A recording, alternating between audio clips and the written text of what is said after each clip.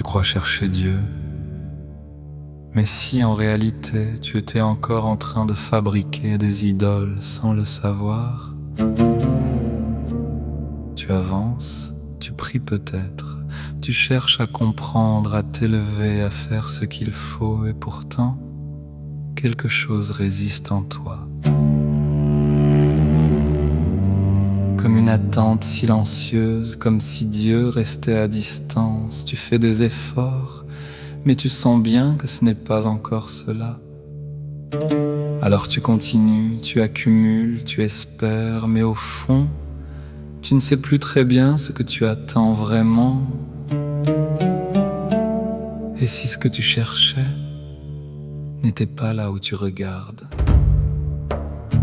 Dans les actes des apôtres, une foule voit un miracle, un homme est guéri et immédiatement, elle veut adorer Paul et Barnabé, elle veut leur offrir un sacrifice. Pourquoi?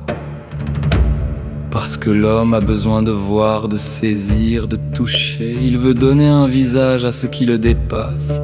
Alors il prend ce qu'il a sous les yeux et il en fait un Dieu.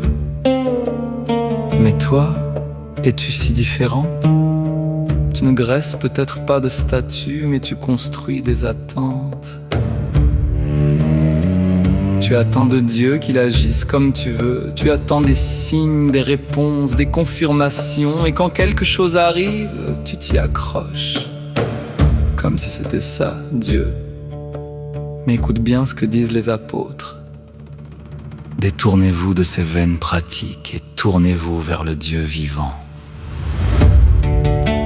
Vaines pratiques, ce n'est pas seulement le paganisme, ce sont toutes les manières subtiles de remplacer Dieu par autre chose, même quelque chose de spirituel. Oui, même ta manière de prier peut devenir une idole quand elle te rassure mais ne te transforme pas, quand elle te donne l'illusion de maîtriser Dieu. Mais écoute bien, Jésus ne te demande pas d'abandonner les idoles pour rester vide, il te révèle quelque chose d'infiniment plus profond. Si quelqu'un m'aime, mon Père l'aimera, et nous viendrons vers lui, et nous ferons chez lui notre demeure. Tu comprends? Dieu ne veut pas être seulement cherché, il veut habiter en toi. Pas comme une idée, pas comme une émotion, mais comme une présence vivante. Ce que tu cherches à l'extérieur, Dieu veut le déposer à l'intérieur, et pourtant, tu continues à regarder dehors, tu cherches des signes.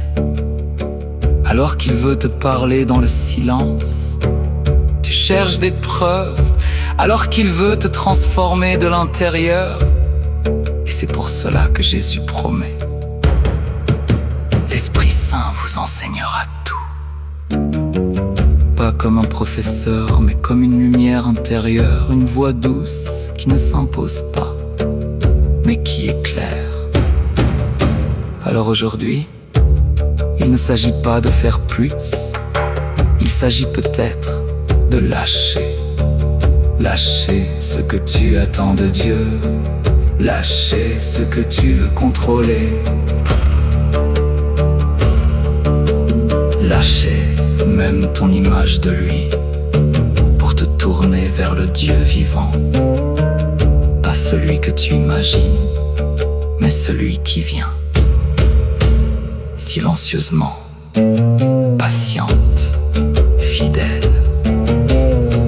Et si Dieu était déjà là, non pas devant toi, mais en toi, attendant simplement que tu lui ouvres.